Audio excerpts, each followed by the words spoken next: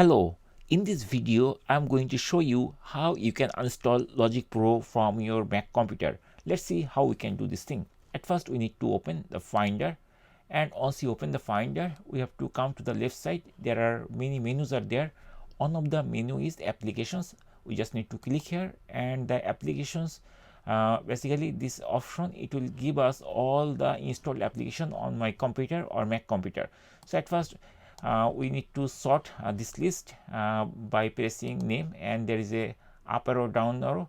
I'm going to sort it like ABC in this way, and then we have to select randomly one item and then hit L key of your keyboard, and you will see all the application which are started with L will be listed one by one, and from here you can easily search the Logic Pro. So I see this is the Logic Pro, which is the application of my Mac, and this is installed on January 5, 2024, and it is 2.25 gigabyte space is acquiring. Okay, so this one we need to uninstall.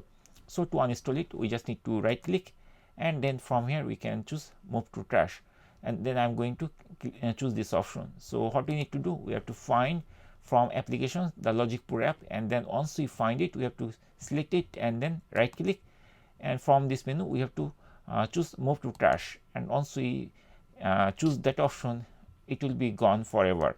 And that's it guys. In this way you can actually remove or uninstall this thing, and then you can close this window.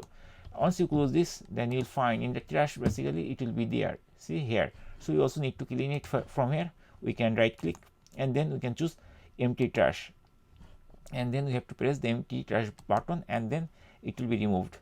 It will take some time, like few seconds. Just wait till it remove, because this 2 gigabyte or some space, it contains lots of file. That's why it will take some time, and once it is removed, the recycle bin will be cleaned.